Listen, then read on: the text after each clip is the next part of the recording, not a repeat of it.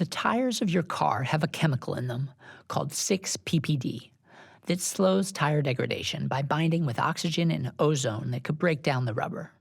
But these same reactions that protect the rubber are also creating a new chemical called 6-PPD quinone, which scientists just found in 2020 to be highly toxic to aquatic organisms. 6-PPD is in essentially every tire made since the 1960s, and aquatic ecosystems around the world, particularly in dense urban areas, are in danger. Coho salmon is particularly susceptible to the toxin, and salmon populations in the Seattle area have been decimated by stormwater runoff containing the tiny particles that wear off tires as they speed down the road. Now that the science is clear, the search is on to find a substitute for 6-PPD. But for many years to come, the pollutants will continue to shed from our tires and into our waterways. How to stop the stormwater from getting to the salmon and other aquatic organisms is one of the many ways that the Puget Soundkeeper Alliance is advocating for the ecological health of Puget Sound and other waterways in the Seattle area. Sean Dixon leads these efforts as the executive director of the Puget Soundkeeper Alliance, which is part of the worldwide network of waterkeepers. I discuss with Sean the work he's doing in Seattle, but also the waterkeeper movement more broadly, and the importance of organized, community-engaged action to protect waterways and the diverse ecosystems that depend on them across the planet. I'm John Fiege, and this episode of Chrysalis is part of the Chrysalis Project series. Here is Sean Dixon. Well, you came to Puget Soundkeeper Alliance in 2021, and I wanted to see if you might start by describing Puget Sound through your eyes, how you've encountered it, how it feels to be there, what's it like to be on a boat traveling through the various waterways around the Sound. Well, for one, you got to come out here and experience it yourself. It's pretty magical. It's one of those things where everywhere you look, there's trees and mountains and waves and orca, and you can feel that there's salmon below you. You blink and you see a harbor seal. You head on up into one of the streams and you can feel the history. You can see how, you know, um, life and businesses and tribal fisheries are around you and part of everyday operation of how this whole ecosystem works. So it's pretty fantastically green and blue and huge sky and amazing weather and phenomenal people, and everybody from every neighborhood and every city around the region kind of can see, feel, Mm, smell the sound. Their right. weather is dependent on it. It's just the entire area is connected to the water here in a way that really doesn't happen in a lot of other parts of the world. Especially big cities in America, where Yeah, we're yeah. we're so, nature seems so distant sometimes. Yeah, and even I spent a lot of years working in New York City, and you'd go over the East River every day on a bridge, or on a subway, or you'd go underneath it, and you'd go along it, and even then, some people just wouldn't notice, or they'd see Right. it and they'd It's just a they'd bridge. glance, they'd see the water, and they'd glance back at their phone or something, and it's hard to connect them with the water around them, but here, even the small towns that are up in the watershed or on Kitsap Peninsula, they're all connected to the water in some way. It's pretty That's phenomenal. cool. That's Yeah. awesome. Yeah, and you were at Hudson River Caper, in New York, as you mentioned, which is where the whole waterkeeper movement was born in the 1960s. Can you sketch a bit of that history of the Waterkeeper Alliance and how Puget Soundkeeper Alliance emerged out of that? Yeah, well, we were actually here at Puget Soundkeeper one of the founding members of the entire alliance. So Oh, really? there were organizations around the country doing this clean water work in the style of Hudson River Keeper, but other groups that had been around for years and years and years working on advocacy. Hudson River Keeper really was the first one to focus on bringing lawsuits, on being on the water, and on getting Ah, people to see the waterways and drive the protection by being on them all the time, kind of patrolling those community patrols of your waterways. So in its earliest days, Hudson River Keeper really was a place where it was just a guy on a boat going around and taking photographs of paint coming out of a car factory and turning the Hudson subtle, River subtle. a different color, right? I mean, yeah, back then it was just storm drains where just buildings were built over the water so that the storm drains could go just drop down into the water, like 1200s London or something. And so there really were no protections, there were no rules, but you could file lawsuits for the destruction of waterways under some 100-year-old statutes. So they started this work and really came together, brought their community get together to be on the water, protecting it every day, just as normal people that live there. That model took off in a lot of other places, and so here in Puget Sound, Puget Soundkeeper was founded in 1984, doing a lot of that same work out of an outgrowth of people that had been loosely operating together for a decade or so, but needed to really come together and figure out how to do more impactful work using things like they're hearing from the Hudson River. So Puget Soundkeeper joined up with a couple of their founding organizations like Long Island Soundkeeper, San Francisco Baykeeper, Hudson River Keeper, and 6 of our organizations came together and said, this is a really effective way to do local watershed, community-based advocacy, environmental advocacy. And so let's recognize that this movement is growing, and there's people expressing interest in doing this all over the world, really. And they formed the Waterkeeper Alliance. That alliance today, now from that original 6, has 350 or so members Wow. across the planet on Wow. 6 continents, and they're all doing very similar work, getting out on the water, looking for violations of water quality standards or the Clean Water Act, and bringing people out to see their local waterways so that they can connect with it by being on it. And it's a really phenomenal network to be part of. That's great. Well, I just found out that you're from Buffalo, which is where I am. And so, here in Buffalo, we've got Lake Erie, we've got Lake Ontario, we have Niagara Falls. I was just wondered if you could talk a bit about your relationship to water as a kid, and like were there roots, were there kind of seeds and buds of what you're doing today in your childhood? Yeah, I mean, that's kind of the origin story of every clean water advocate is, somebody took them out on a beach and helped them clean something up when they were 4, and then, yada yada yada, they're an activist when they're 40. And my mom actually worked in the 70s here in Seattle as a ship fitter and a welder in the shipyards in the Duwamish, Oh, wow. and really always did everything she could to bring me to water. So I grew up studying fish. I studied, I studied fisheries in undergrad, but that, really started in high school and in middle school when I was studying the Great Lakes and was able to work at the Great Lakes Research Center there at Buffalo State College down on the waterfront.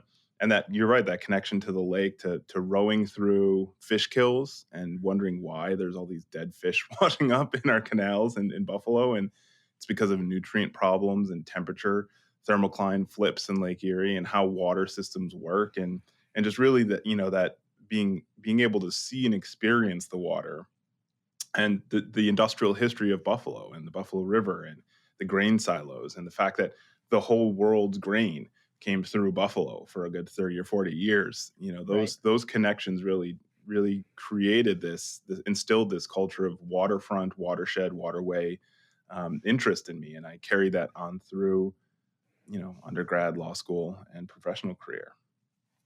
Oh, that's cool. Yeah, and you studied marine biology and oceanography in college, right?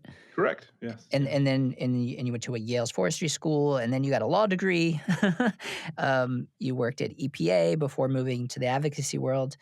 Um, and I was reading this about your background. As someone with a similarly wide-ranging background, I recognize a sense of this kind of searching in your path, maybe for what you want to do, what you think would be most effective. Can you talk through this path you took to working with the water keepers and what that was like for you? Well, I think you put it a lot more poetically than I ever would, as a searching and an interest in no, I've always just been I've always been interested in diversity. It's um, for me personally, working on one thing all day, all week, all month, all year is a lot less fun than working on 100 things. Right. Yeah, totally. And so it's I'm there with you. There with you. yeah, and the environmental world is chock full of different things, and my first nonprofit working on the Jersey Shore at a place called Clean Ocean Action, you'd go in one day from working with beachfront restaurant owners to talk about plastic waste reduction and cleanup events and how we could, find a local brewery to sponsor a cool environmental education concept to, driving an hour to Trenton and talking with some state senators about some post Superstorm Sandy bill. And then you'd head on back and you'd finish writing up that petition on some federal offshore oil drilling plan that the president is rolling out that week. And it's just that there's so much needed to be done in the Right. world of saving fish, saving communities that rely on clean water, that the diversity is really exciting. And so I was very fortunate to be able to you know, be in schools that had a wide array of programs and opportunities, and classes and professors and guest lecturers to really show that you can still you can still learn new things in your career. I didn't pick up Clean Water Act work in earnest until I'd been in my career for about 5 or 6 years, Right. and now that's a lot of what I do today.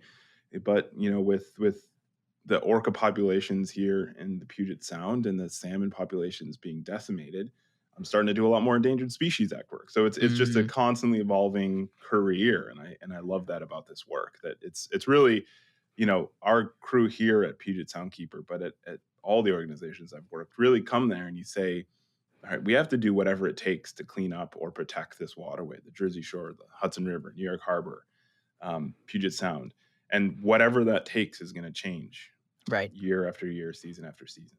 Yeah, totally. Yeah, what year is it? What state are you in?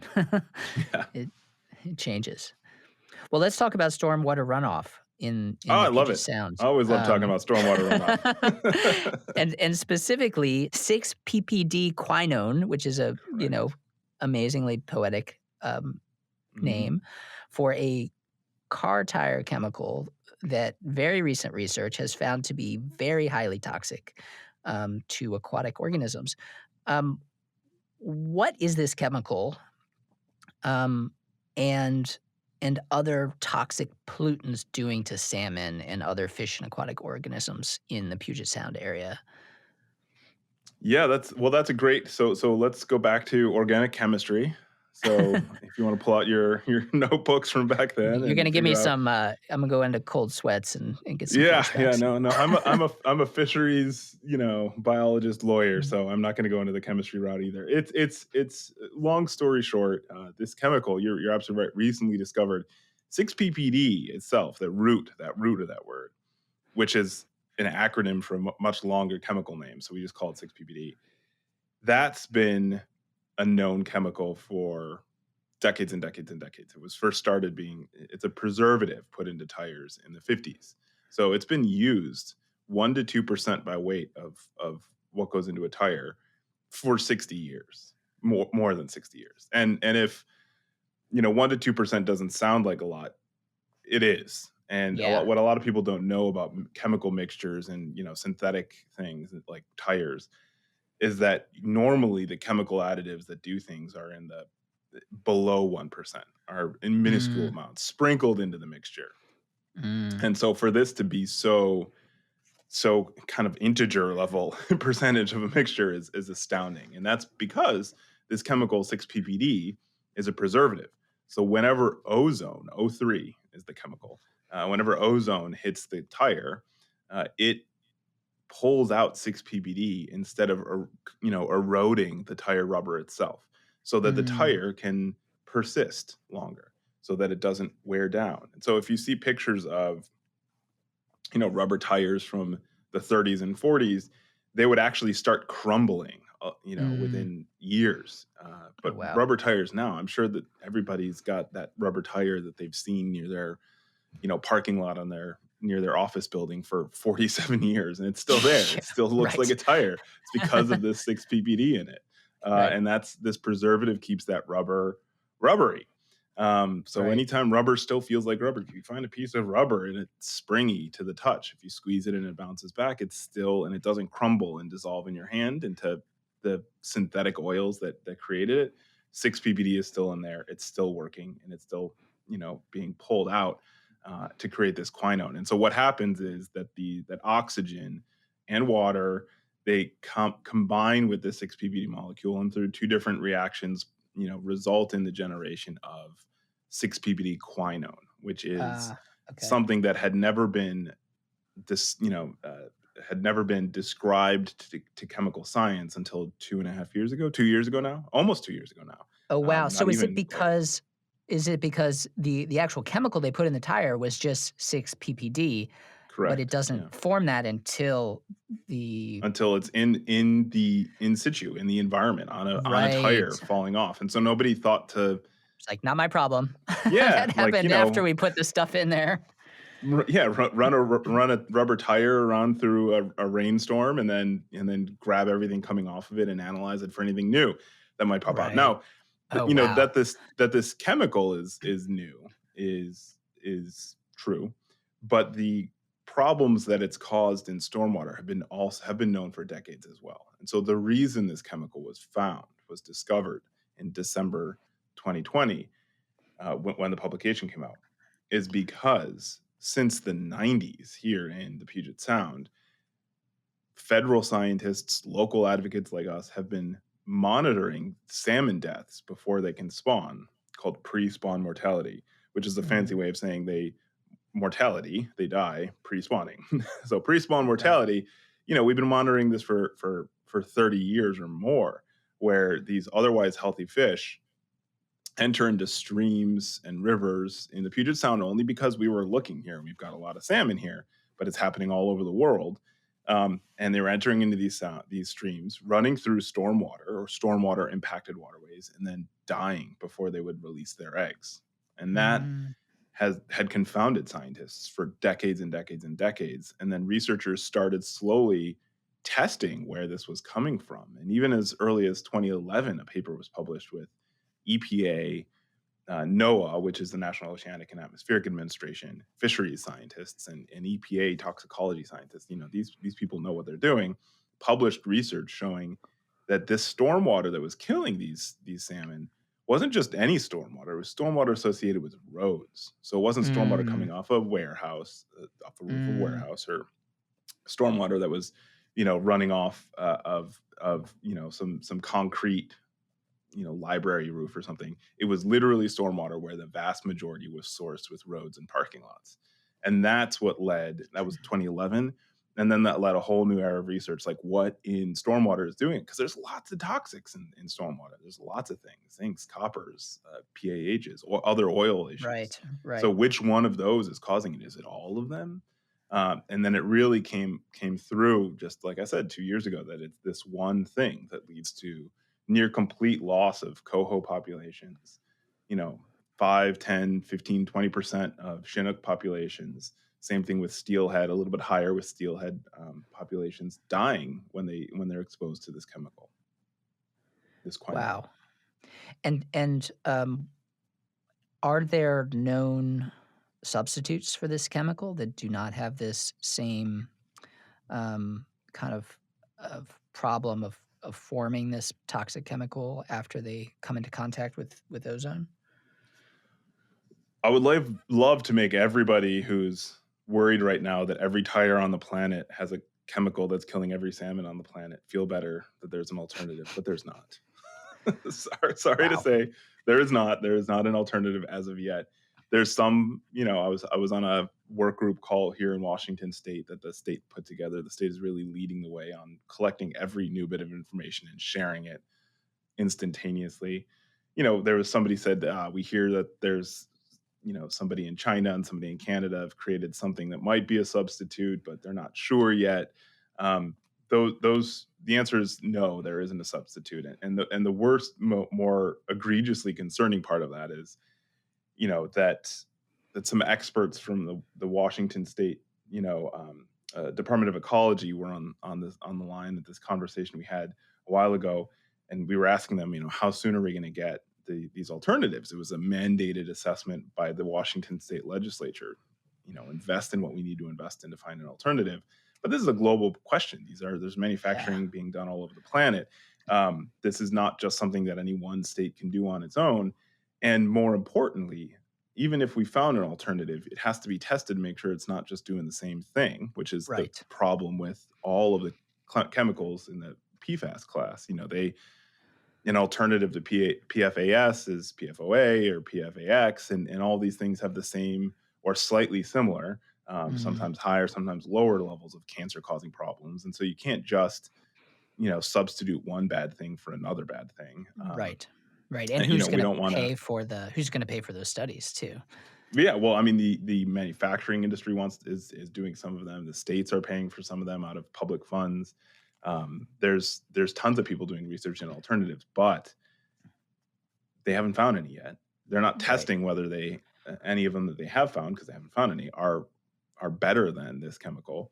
Moreover, it will take decades to switch out the tire stock and the chemicals Yeah. if we could even control internationally the production of tires. So we're talking congressional action needed to prevent tires from coming into the country that have a chemical. This is once we have a replacement chemical, which means that you're Right. talking about international United Nations trade policy issues. But everywhere, like I said, there's salmon in Sweden, there's salmon in Russia that are dying from stormwater. That this is in every tire everywhere on the planet, and it kills lots of salmon. And we're just starting to study if it kills other things. It kills lots of trout as well, and there's trout across the United States. So there's trout in New York State, in Montana, in Illinois that are impacted by this as well. So this is an everywhere all at once problem. Moreover, it gets worse. Even if we had new tires coming on the market today that didn't do this, tires don't you don't just switch your tires every year. No. I guess I can't afford to, so I don't. So they're just, Most they're people don't. barely functional, and then I have to get whatever version is out there on sale that day at Costco. But it's so transferring, or getting this, switching out all the tires that are in the world, let alone the retreads that are put on, taking old tires and retreading on new ones. The recycled tire industry is massive. California estimates that there's over 1,000 new ball fields created across the country every year made out of recycled tires. So those are, Wow. a soccer field is designed to drain quickly and is Mm, usually in some beautiful park next to a great stream. And so who hasn't played right. soccer in a great soccer field, and right next to it is a beautiful brook? Well, there's fish in that brook, and that soccer stream is draining to that brook. And so there's recycled tire bike paths and rail to trails, and there's recycled tire roads. And all of these things are leaching this chemical. So the source control isn't just a question of, getting the tire replacement chemical in place. It's a massive local government to federal government to international conversation on trade equity conversation in order to save salmon and trout, and even probably more species, we don't know yet, of fish across the planet. Wow. Well, this reminds me a lot of the Montreal Protocol, Mm, where we needed this massive international convening to ban CFCs from aerosols, and that I feel like that's often put up as this kind of example of a huge victory in the environmental movement. And one of the reasons it was a victory is because it was relatively simple. It was this one product and this one chemical, and there was an alternative that you could swap out. And all you needed was for the nations of the world to come together and all agree that we got to do this.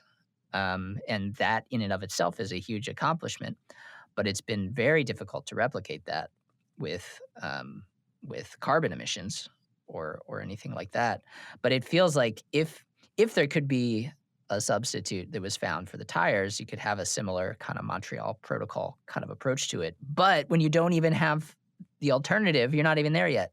That's yeah, that's and you're absolutely right. I mean, that succeeded largely because of the era we were in, where people yeah, took different science era. and ran with it. And there was, Government. the people that were making it were in, were in several economies that decided that it was in their interests too, and that that there was an alternative. And so there's a lot of things that are missing here from that whole system.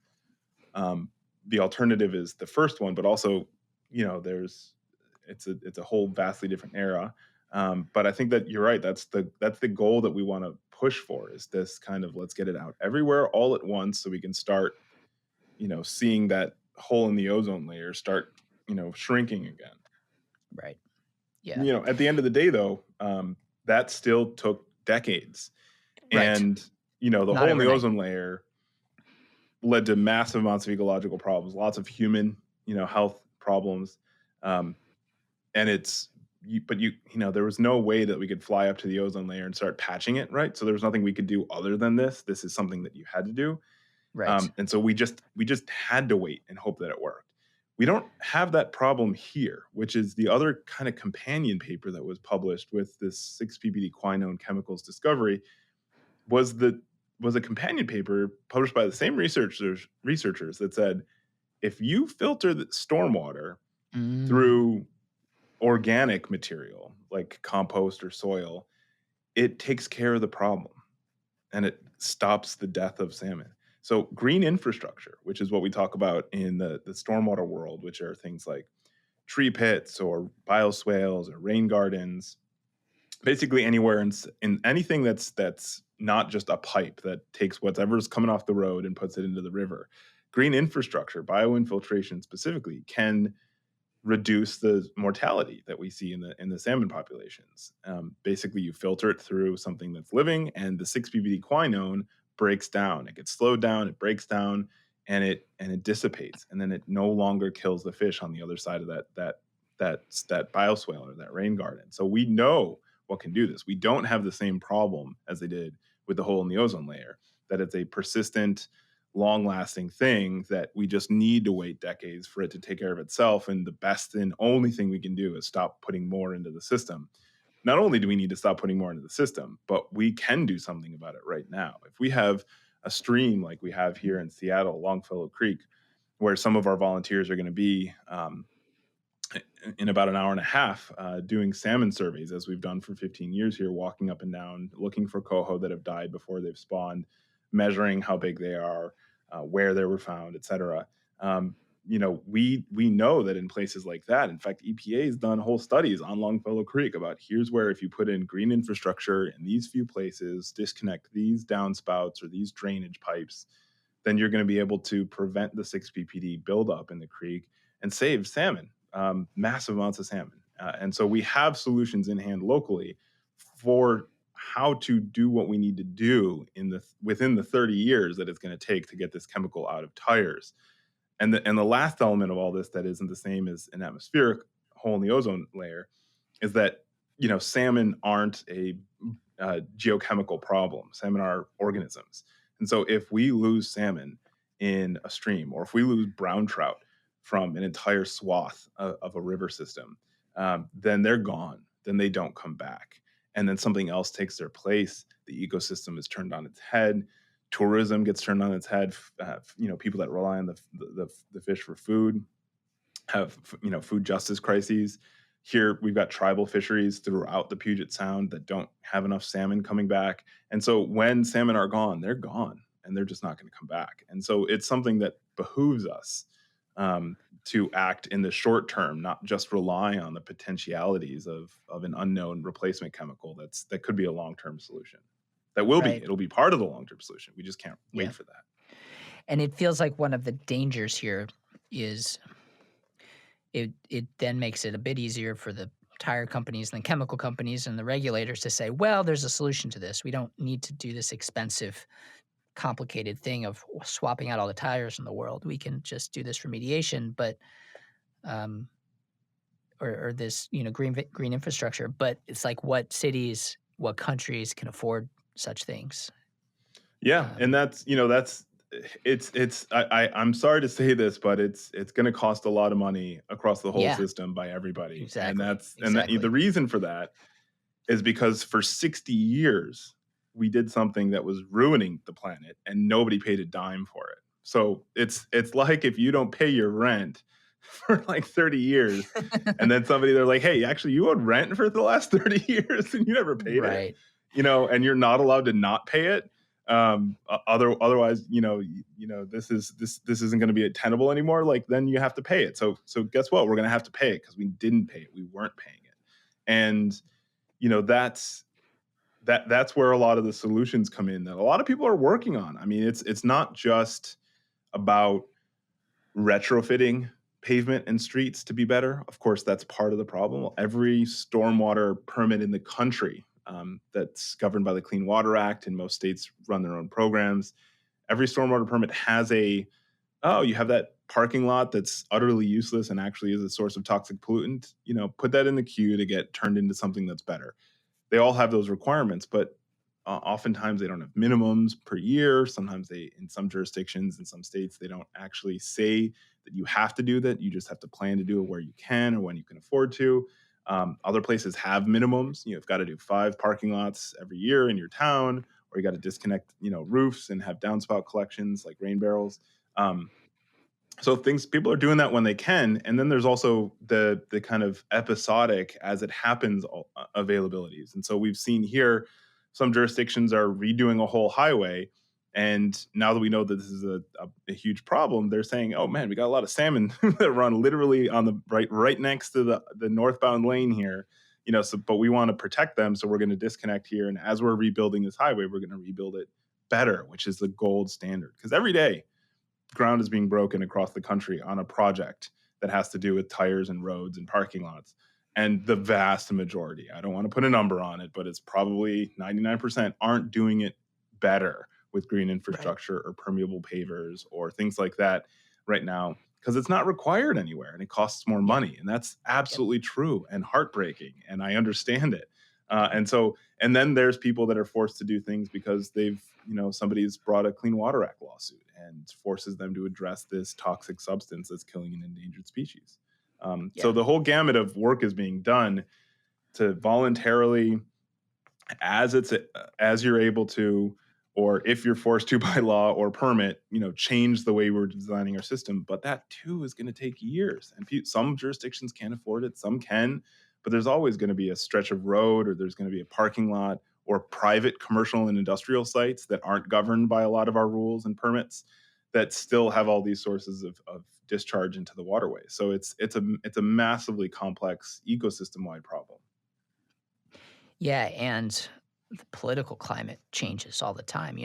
We've got all this inflation now, and now there's this what's seeming like a surge of political interest in going away from regulation and reducing taxes and all this stuff, because of the other things Yeah. happening in the economy, and then it just takes all the air out of hope of things like this, of having a bigger you know federal scale, or um, at least wider scale adoption of these kinds of measures that seem like you have to do it. But if it costs 5 cents more, even it's not going to happen unless folks are forced to. Yeah, and it's maybe I'm really too close to this issue, but inflation and taking the air out of things are too close to tire metaphors for my liking. But I think all hope is not lost. There's good news in these situations, and you know everybody was in a position 15 years ago to say, they were saying, oh my gosh, we could never possibly put in solar panels or energy efficient Right. windows because the Right. cost is prohibitive. And guess what? It's no longer cost prohibitive, Yeah. and we couldn't possibly get rid of, you know, styrofoam containers and go to compostable, food containers to go.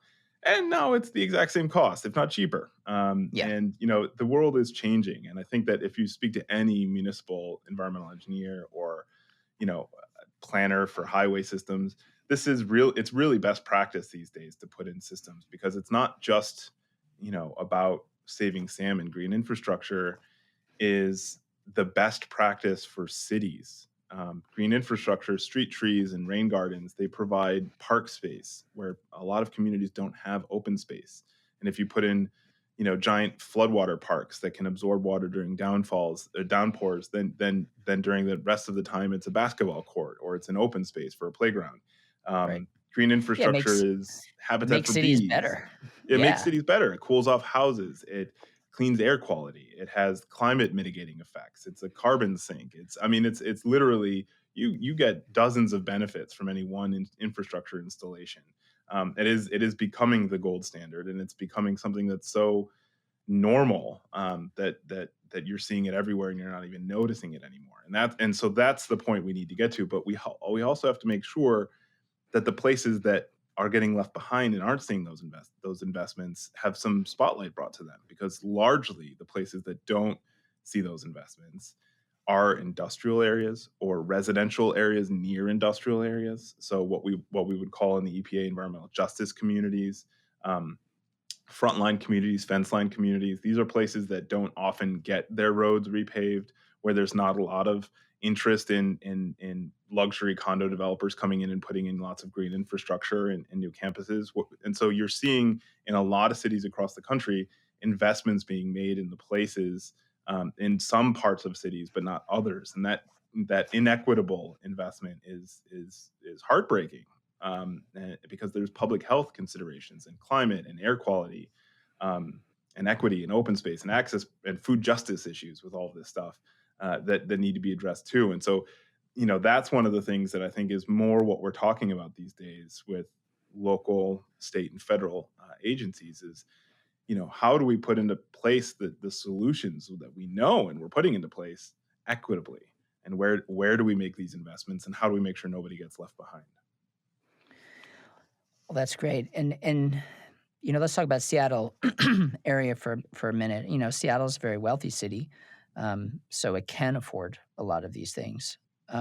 What does that look like there in Seattle of trying to get some of this green infrastructure built, and what are the challenges? What are the obstacles? What are the opportunities you found?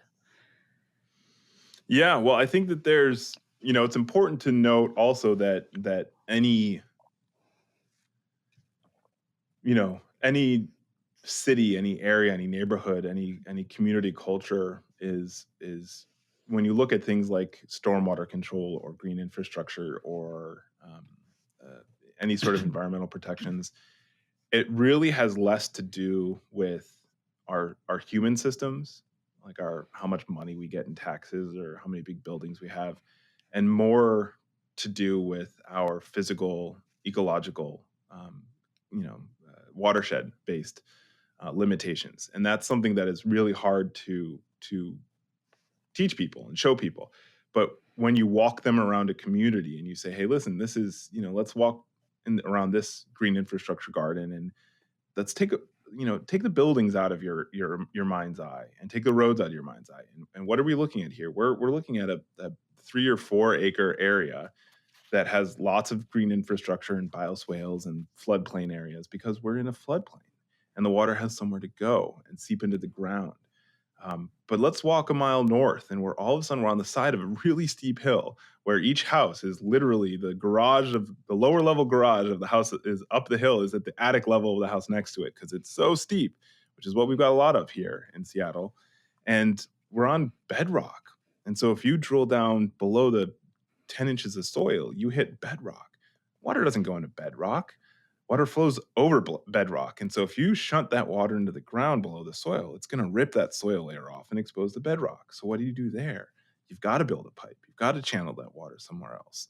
Um, of course, what did it do before homes and buildings and roads were there? We had forests on the side of those hills, and the Right. forests meant that there were 5 feet of soil instead of 10 inches of soil. So, every depending on, every jurisdiction is different, and the amount of money that you have doesn't change the fact that the local engineering questions are always going to be governed by the systems that we're in. And so the richest communities in the world, could have the simplest, cheapest solutions are the things that they need to do. And then the cheapest or the poorest communities in the world might have the hardest time figuring out an engineering solution, or vice versa. And Right. really every municipality has its own set of challenges in that regard. And so that's why it's all the more important to make sure to intentionally plan for such things, to build those into required protocols. You said politics can shift.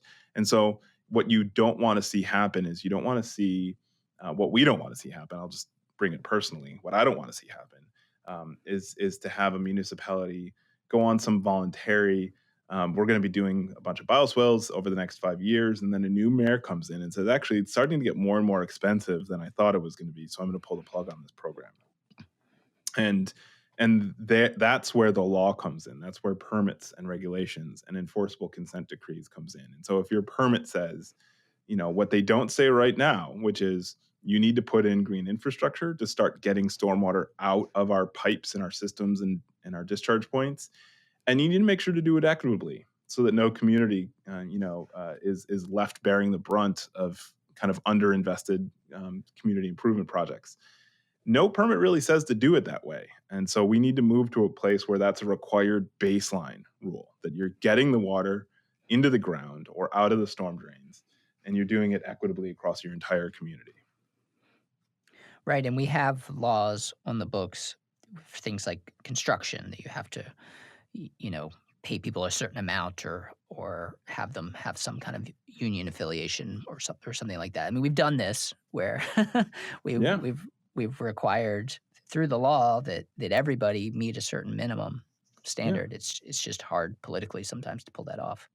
Yeah, and it's I'm not gonna, sugarcoat it. It's also hard financially. And so, Right. the Right. reason why I hear this all the time and I understand it. If you have $1 million to invest in green infrastructure and you've got two projects in front of you or two places in front of you that you want to invest in, and one is a toxic industrial site that happens to be right next door to an elementary school, where it will cost you $1 million just to get the toxic soil out, let alone build something in its place. Or you've got a beautiful, valley that's being turned into a cul-de-sac community that $1 million would get you, 30 acres of floodplain, new parks, environmental Mm, signage, community amenities, a swimming pool, and all that, for the same amount of investment. It's really hard in the short term without those required analyses mm, for any money to ever go to that big multi-year toxic soup problem in the right. industrial community, because it just costs that much more to get rid of the things again that we haven't been paying for decades and decades and decades. And thus we have environmental justice problems. Yeah, exactly. Well, you've mentioned a bunch of the actual green infrastructure solutions. But would you mind just kind of going through each of those? Some of the ones you mentioned, like bioswales and rain Yeah, gardens yeah. and, I and think that I kind of thing. think It's like what do they? What do those look like? And what's involved in installing them? Yeah, yeah. I think that there's, I was walking through a town here in Puget Sound, not Seattle, but yesterday, and I won't name which town it was, but their trees on their street.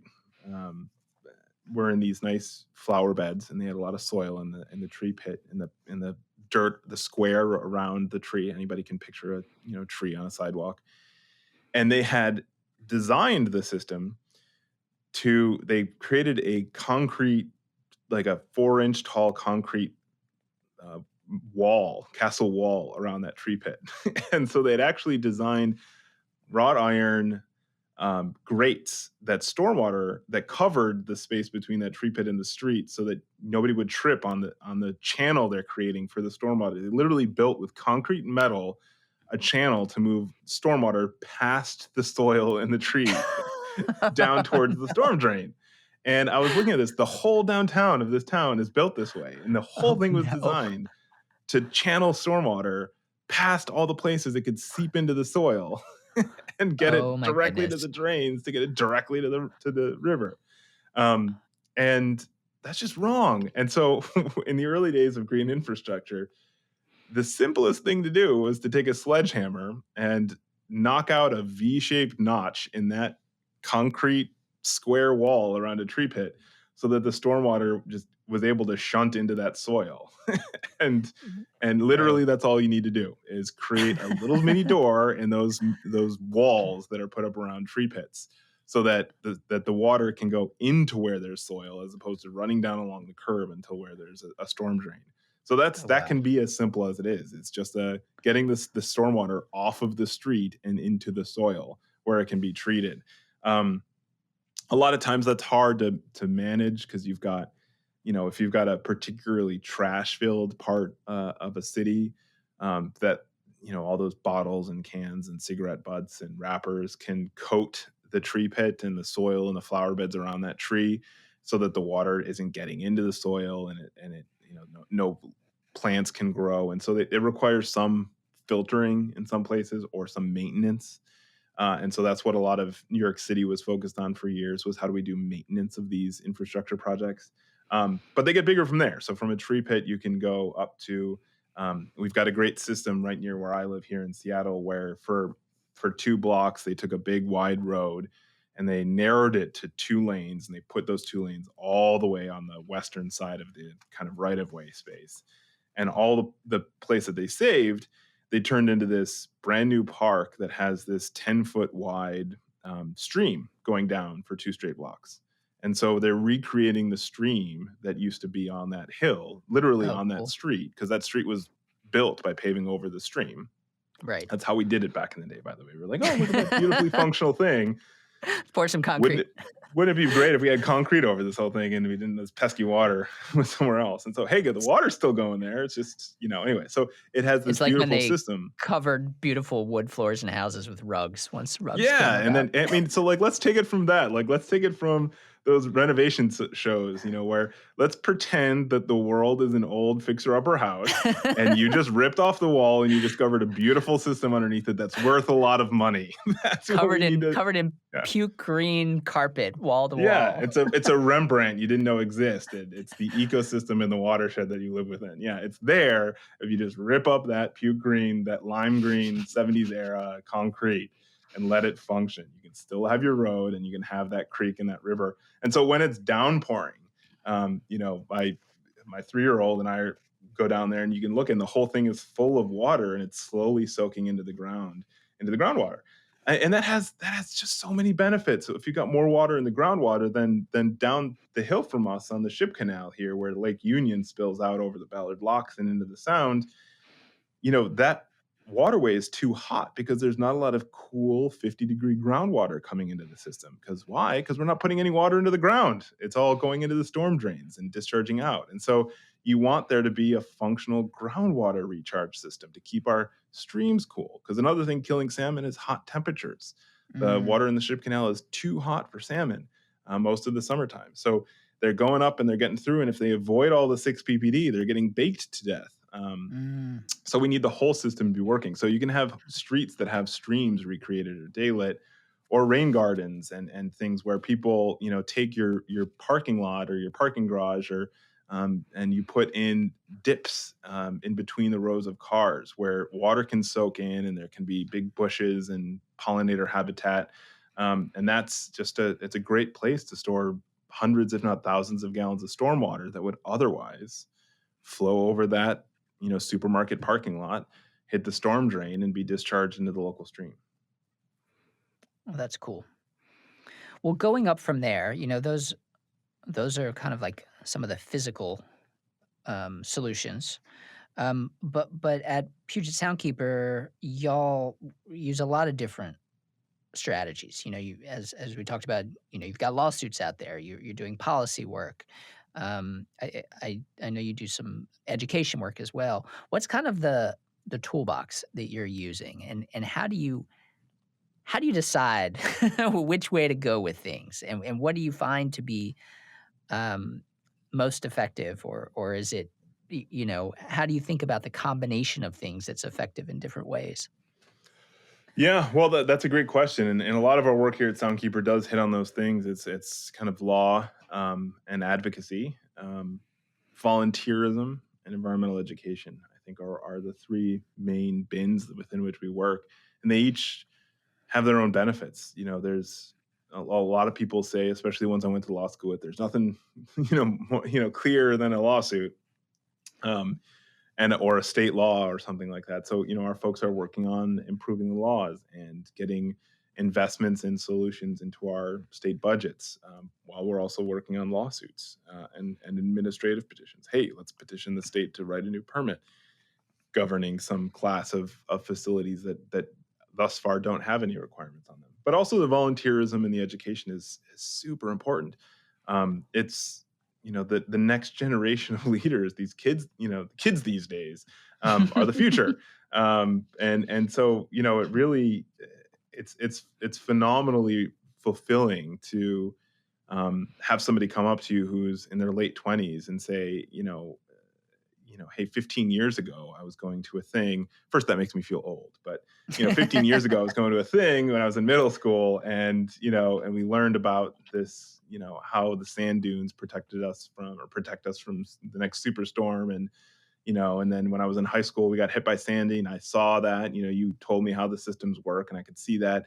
And then I could see the reconstruction going on in my city, and so I studied environmental engineering in college, and now I'm back here working for, my town on the Jersey Shore. It's like that. That's so fulfilling, Yeah. to create that next generation of um, activists and advocates and professionals, or informed consumers, who know things about what they want to see in the world because they've seen it, and they had somebody there that could talk them through it if they were interested, and encourage them to be interested. And so that's why I love partnering with. We've got a place called the Maritime High School here, in the Puget Sound. We work a lot with a group called Unleash the Brilliance, which brings kids out in South King County to do. We just follow along and help as we can, but those kids are so passionate. They're doing water quality samples and geocaching adventures, and they're doing music videos about their local waterway that they're restoring. Oh, wow. And so they're bringing attention to local waterways in a way that inspires them and their communities and their families. And so that's priceless. And then the volunteering aspect is really phenomenally impactful as well. Like I said, I'm gonna be out in about an hour with some folks that are tracking and monitoring salmon, and they've been doing it for 15 years here.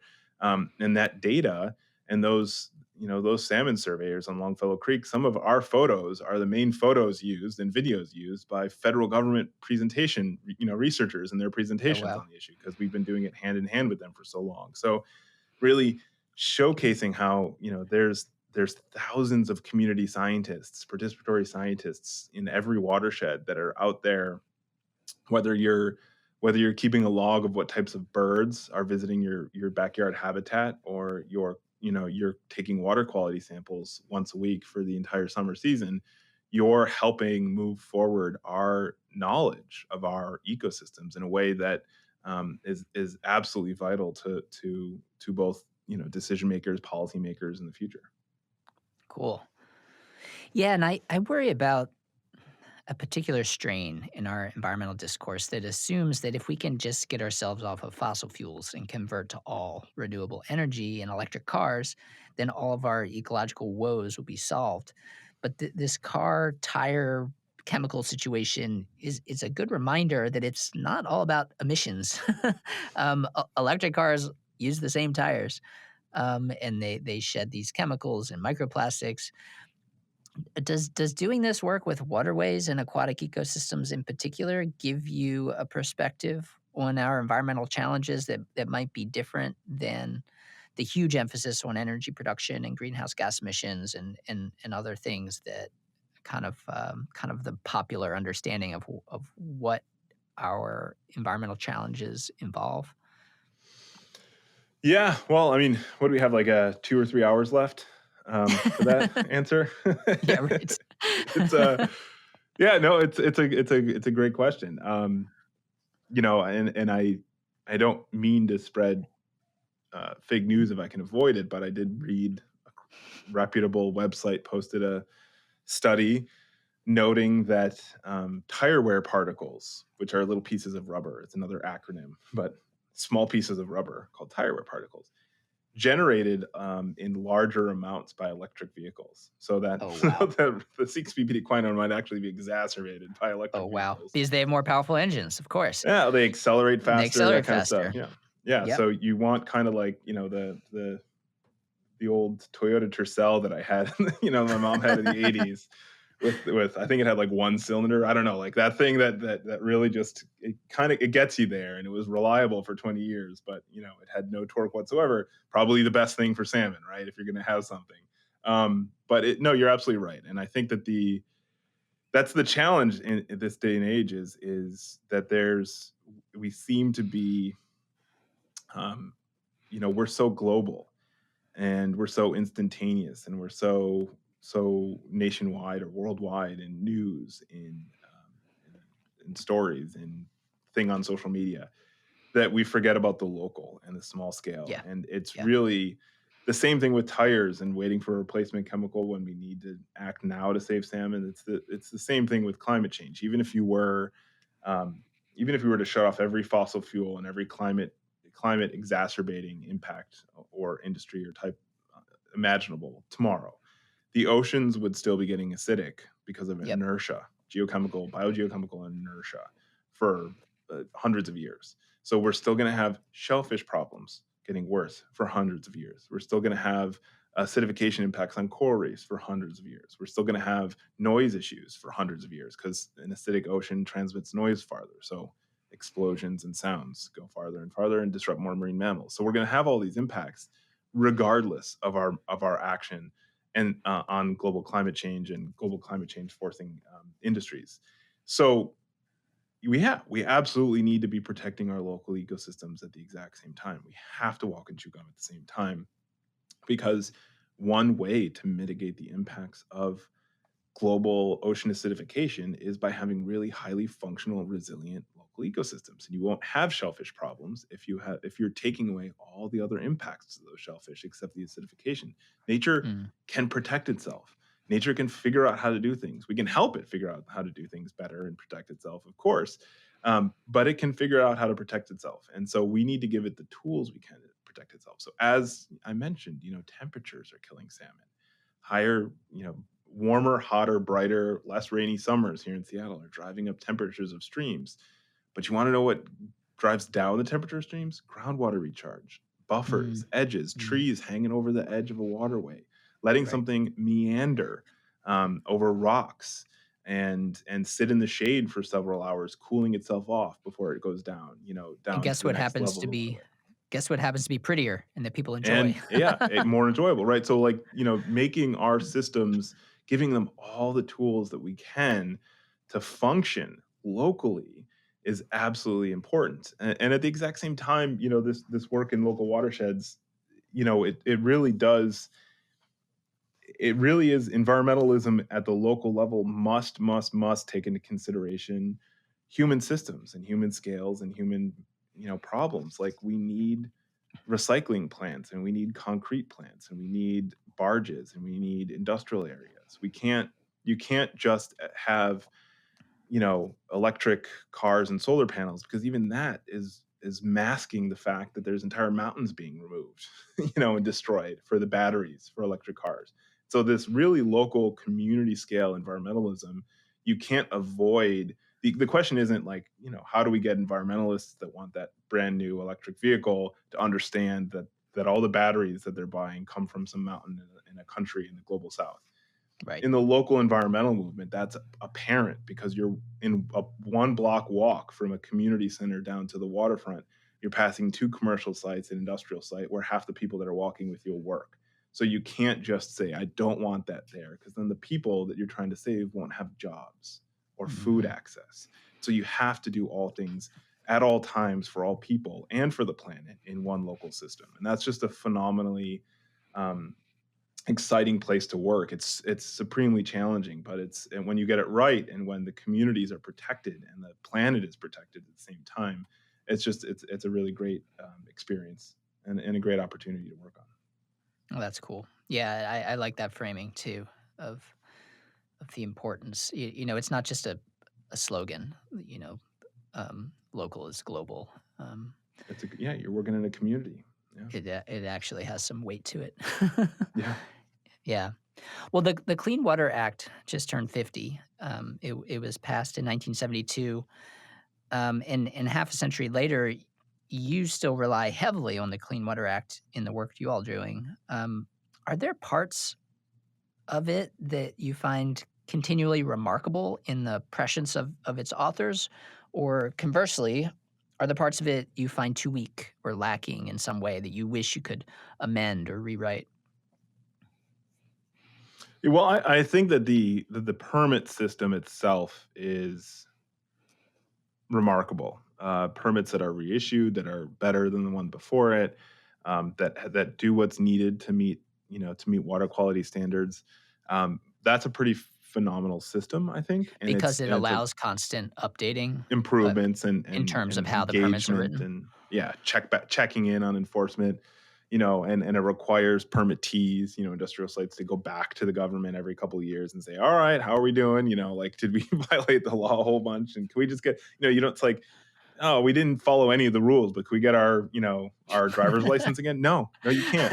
You have to go to 3 remedial classes and get tested again. Like Right. you got to learn how to do better. So we built in that kind of check-in system, but it didn't really get going full speed on protecting the planet for a good, 2 or 3 or 4 permit cycles, and permit cycles are 5 years each, because one of the things that I'm convinced is what makes that permit scheme and that system work well is the provision that was included in the Clean Water Act, which was like no other of its time, which allowed community groups. It's called citizen suit provision, but you don't. It literally says, Section A, you don't need to be a citizen to bring a citizen suit. So anybody Mm, that's got that can be impacted, has standing, can bring a lawsuit to enforce the Clean Water Act. It creates community attorneys general, people that can stand mm, up just like the state AG or the Department of Environment or Ecology or Environmental Protection can stand up and enforce the act. But you can also do it against the people that are writing the permits. And so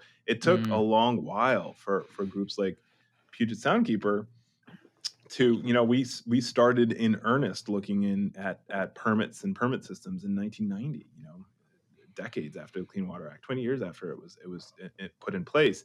And so that's when we started in earnest looking at how to improve these permits and really bringing that public level of transparency. And hey, we can also sue the state for doing a bad permit. Did you guys know that under this act?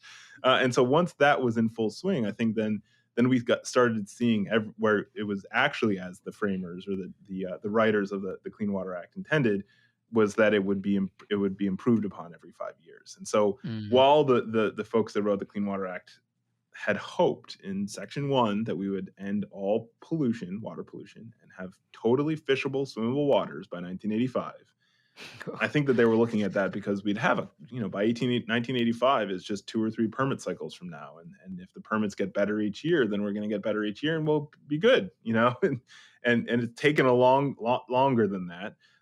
But I think we're getting towards a better place. But every single permit in the country still allows water pollution. So we're not at where the Clean Water Act intended us to be, which is no pollution from our sites.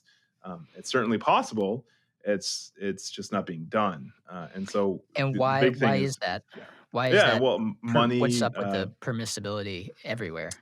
I think money is part of it, but also the realities of engineering and structural controls. I mean, we're working with a system that wasn't designed for this. We brought in the Clean Water Act and applied it on top of 100-year-old cities, Mhm. 200-year-old cities, 400-year-old cities, and the places where we're seeing it work the best are the places that are new cities that have sprung up since the act was created and had Ah, all the space in the world to put in better systems, and new industrial sites, LEED certified buildings and the concrete ready mix industrial site of the future. But the places where they're in systems that that these industrial sites were built or created, or neighborhoods were built and created without these laws in place, they designed their sites to be in a way that didn't have any controls. And so we're shoehorning in, we're shoving in treatment systems in places that are really, it's really hard to do so. And so that the act actually recognizes that and gives there's some leeway there for how you fold in these improvements over time. And the federal government or the state governments have the leeway in order to say, hey, this might take 10 years to get this done the way we want to see it done at this site, because it's really complex at this small facility. First of all, the facility is shaped like a triangle, so how do you bring in a container that's going to fix this? So or like somebody's got to buy out somebody else that's already there. I mean, so these things take time. And so that I think is how the act was intended to be run. A recognition that it's complicated, but a goal that we need to get better every time. The biggest problem is we don't have another 50 years to get to where we need to go, and we're right. seeing things like 6 ppd, PFAS, microplastics, environmental justice, and other inequities pop up that aren't in that permitting system, that aren't something that Mhm. was envisioned. necessarily. So 6 PPD it's a toxic pollutant from stormwater. So you should put it into your adaptive management plans to stop having it happen. But PFAS are something that just floats down from the sky if you're anywhere near some sort of apparel manufacturer or a plating facility. Wow, what do we do about that? Or Yeah. microplastics that are in everything. Global plastic pollution washes up in the Puget Sound and turns into microplastics that Mm. accelerate the transport of things like PCBs into the food web. What do we Ooh. do? How do you filter the whole Puget Sound before it gets there of things that are smaller than a human hair? Wow. Yeah. No idea how the Clean Water Act is going to do that. It's got some tools. It really does. But it's still complicated. But we don't have another 50 years. So many of these things are accelerating so fast, and the law hasn't changed in 50 years. Yeah. And so, how do we accelerate its tools and its innovations to keep pace with the things that we're seeing? I mean, I thought 20 years ago the biggest problem was going to be how does the Clean Water Act deal with the fact that we have iPhones now? And are we going to Mm. move away from carbon copy permit reports to like uploading things from an iPad? Right. That was a technological innovation challenge. We've solved that, so we can solve these problems. We have to get on it. Yeah, totally. Well, can you talk about the Mussel Watch program? I just find that super interesting how you can learn about water quality from mussels and other bivalves. Yeah, well, I mean, it's a state program, and we're happy to be part of it. We love working with the state on it, and it's been going on for years and years and years. And it's pretty simple. It's shockingly simple. You put some mussels in a cage in a spot in the water, and then you come back and get them, you know, and you see what's in their tissue. And so they were clean when they went in, and they're not. It's the equivalent of taking like one of those white gloves for dusting that you see in the old Mm, movies and right. running along the top of a Wiping it across. mantelpiece. It was clean when it Yeah. went in, and it's dirty when it came out. All right, something's going on here. And it's and the reason is mussels and oysters, they're filter feeders, and so they all of the water that they're in, they just filter through and they get all the little stuff out for their food. Mussels filter things that are smaller, and oysters filter things a little bit bigger. Um, and so mussels will pull out things like heavy metals or stuff like that, and oysters will pull out bacteria and viruses. And so you can really test, the caliber of a local waterway over time. Through mussel monitoring programs or oyster assays and things like that. So it's a pretty phenomenal way to test your waterways. I just love the idea of teaming up with bivalves to, like, figure out water quality. Yeah, and we don't eat them afterwards. We don't eat them Yeah. afterwards, but Yeah. yeah. Well, and in addition to how important water quality is to protecting these aquatic ecosystems, it's also really important for indigenous communities and traditions and ways of relating to the water. Can you talk about any work that you might be doing with indigenous communities and what that looks like? Yeah, well, here in Washington, the tribal nations have treaty rights, tribal treaty Mm, rights that were locked in 50 years ago or so. That said they've got the right to fish in their usual custom spaces. And so, if a tribe was fishing on the Duwamish River, the tribe can fish on the Duwamish River, and that is a unique situation in tribal kind of fish access planning and safety and water quality and environmental controls across the country. That's unique here, and I think that that's translated into a lot of interesting conversations, lawsuits, advocacy angles that we've had over the years in support of the tribes as they worked on these issues themselves through groups like the Northwest Indian Fisheries Commission and through their own tribal governments and their relationship as co-equal governments with the United States, and things like human health criteria and the way that our federal water quality standards were set, and are in some places is based on very low levels of consuming local fish. And so they say, hey, listen, what does fishable water mean? Well, fishable, nobody really eats the fish out of something like the Duwamish River. So right. we'll say that it's clean enough when somebody might eat a fish that's been in the Duwamish, say they caught a salmon up on the Green River and it was technically in the Duwamish for a little bit, and but they're only going to do that once a year, if that. So we'll say they're only consuming 4 ounces of Duwamish fish a year. That's Mm, not what they do. I just made up all of those numbers, but illustratively, that's kind of what goes on. But that belies the fact that there's communities, largely tribal here in the Pacific Northwest, but also here in the Pacific Northwest, houseless, lower income families, the food impacted communities all rely on local fish, and lots of communities that have moved here to the United States for the first time, and they're used to going and getting their own fish and food and proteins. So there's tons of people that eat fish daily from places like right. A this lot more that are fish. treated in some regards as subpopulations or secondary importance for how we do water quality standards and how we set those levels of when is clean enough. And so that's been a paradigm shift of awareness in just the last 5 or so years across the country. Is that yeah, it's entirely acceptable. In fact, I think that it's owed for us to look at our systems and say we're not talking about fishable for just every person that lives here kind of in general. We're talking about fishable for the people that fish here to fish on it and who are allowed to fish on it and they fish to eat. That's Right. that's who we're supposed to protect. We do the same thing in swimming. We don't do that in Hmm. in fishable. We do that in swimmable. Hey, let's protect the bacteria levels so that the people that are swimming here don't get sick when they go swimming. We don't protect the bacteria levels for the people that might go swimming here once. Right. Don't get sick that one time they may go swimming for 6 minutes and then they find out it's too cold and go home, right? But we do that for fish consumption, and it's just backwards in our brains. And it's like, why do we do that? Um, and so we need to move more towards that respects and honors the people that have been fishing this for generations, that will be the stewards of these watersheds hundreds of years from now, and that are owed our assistance in helping to make sure that the standards reflect their historic, present, past, and future uses of these waterways for fish food, for fish as Yeah. food. That's really cool. Yeah, and you realize that, how do these levels get set? It's always some negotiation, and if someone's able to argue, well, people only eat fish once a year, then they can ratchet up those numbers in terms of how toxic things can be, Yeah, and it becomes cheaper for them to operate. That indeed. that's super interesting.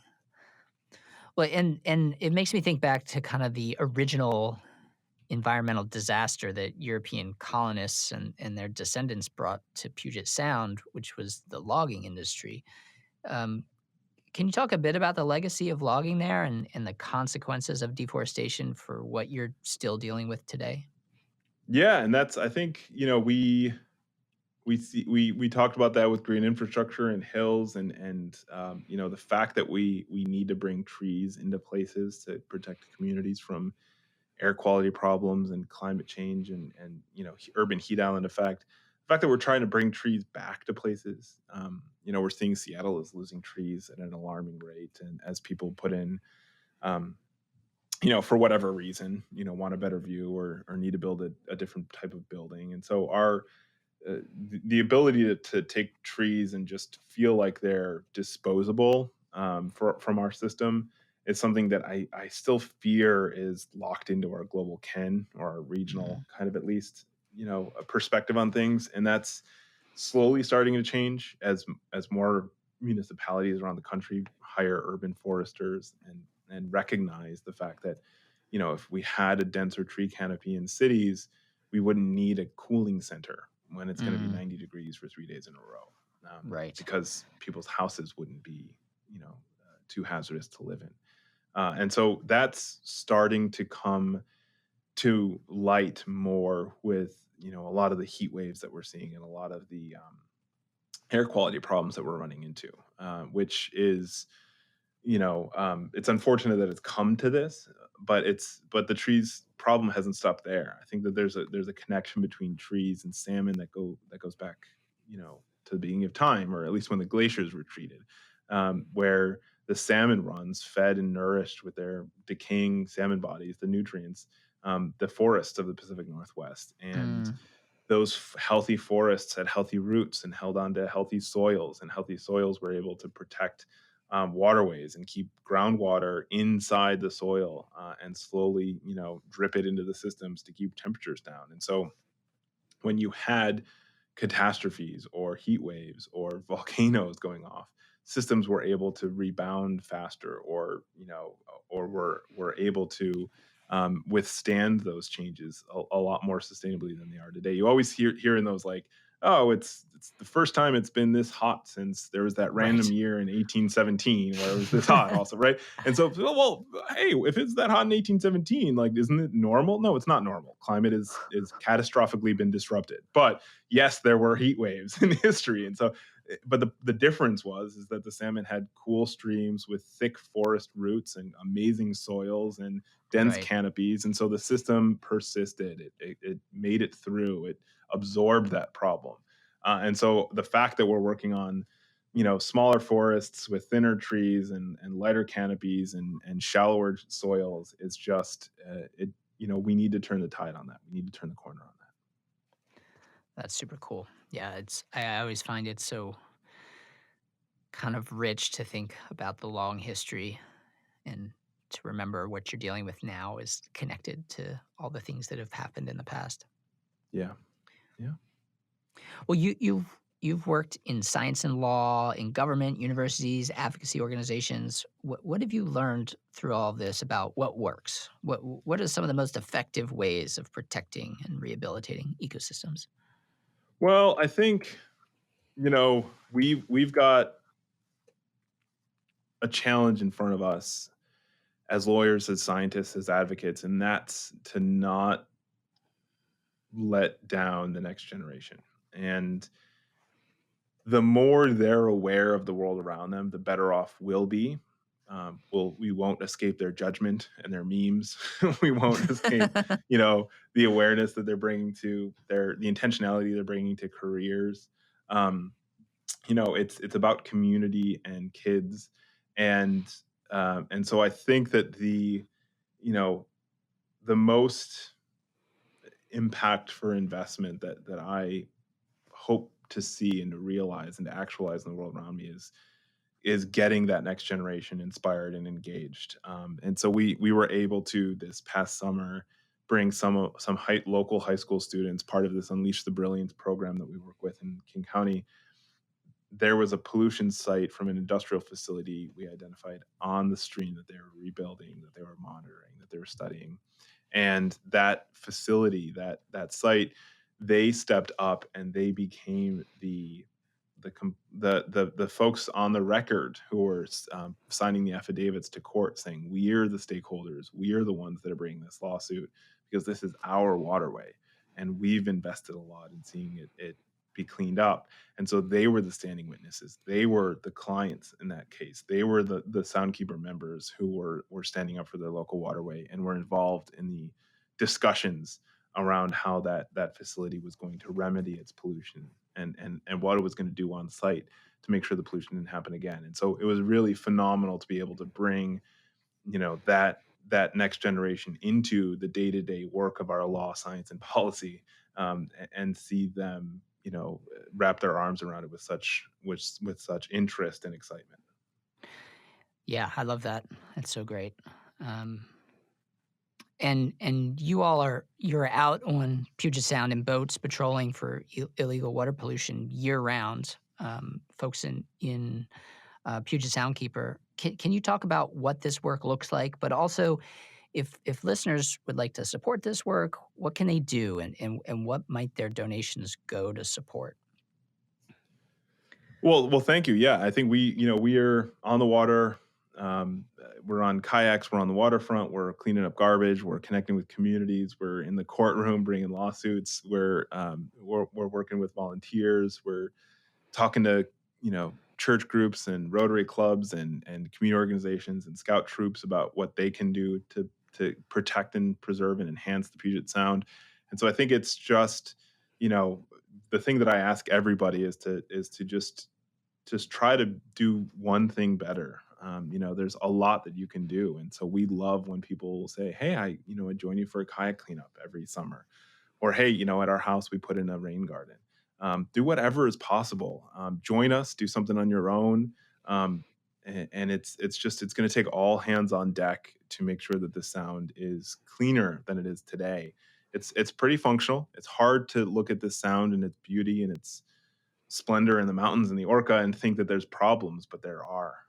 And so, connecting people to the solutions that can ensure that the system is robust and resilient enough to mitigate, to get through, to make it through, to persist despite of those problems is where we need everybody to go, and that takes everybody. It takes every community.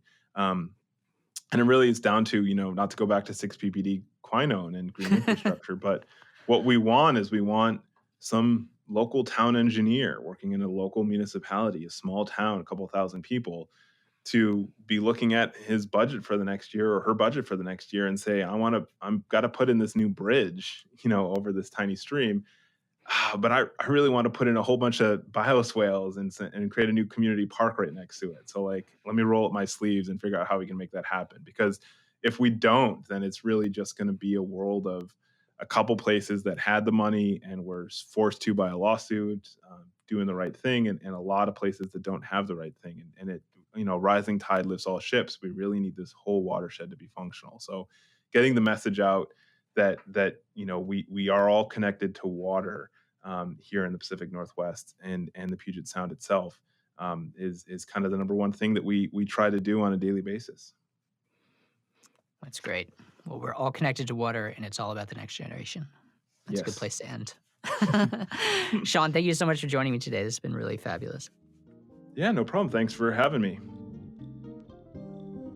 Thank you so much to Sean Dixon. Go to our website at chrysalispodcast.org, where you can find out more about the Puget Soundkeeper Alliance and the broader Waterkeeper movement, and check out our book and media recommendations. This episode was researched by Lydia Montgomery and edited by Sarah Westridge, with additional editing by Isabella Nert, Amy Kavanaugh, Arthur Koenig, Kate Fair, and Marta Kondratuk. Music is by Danielle Rodriguez Vivas. Mixing is by Morgan Honecker. If you enjoyed my conversation with Sean, please rate and review us on your favorite podcast platform. Contact me anytime at chrysalispodcast.org, where you can also subscribe to our newsletter and support us with a donation